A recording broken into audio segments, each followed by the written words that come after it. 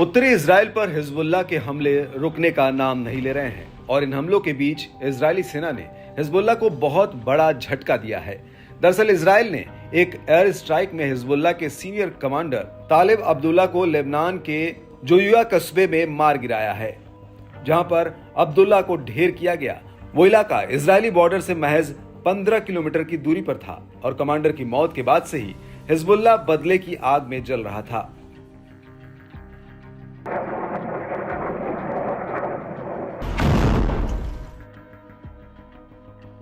और अब अपने कमांडर की मौत का बदला लेने के लिए हिजबुल्लाह बुरी तरह से बौखला गया है और इसी बौखलाहट में हिजबुल्लाह ने उत्तरी इजराइल पर अभी तक का सबसे बड़ा हमला किया है। हिजबुल्लाह ने इजराइल पर 100 से ज्यादा रॉकेटों का सोल्वो फायर किया है। साथ ही इजराइल की हथियार बनाने वाली कंपनी राफेल पर भी हमला किया गया है।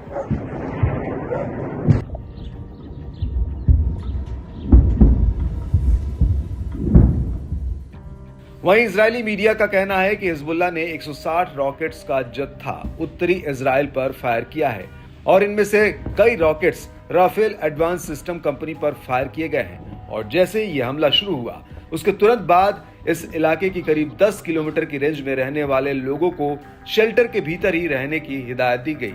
इजरायली सेना ने इन लोगों से शेल्टर के भीतर ही रहने के लिए कहा है।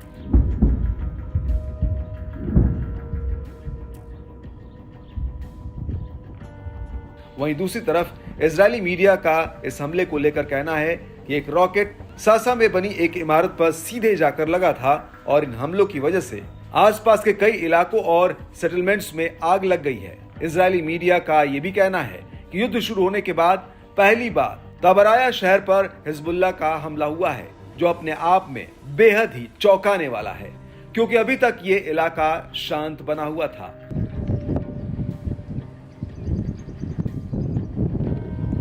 आपको बता दें कि इजरायली मीडिया का कहना है कि हिजबुल्लाह के इन हमलों की वजह से साफेद, रोशपिना और अल जलील इलाके की कई जगहों पर हवाई हमलों के सायरन बजने लगे थे।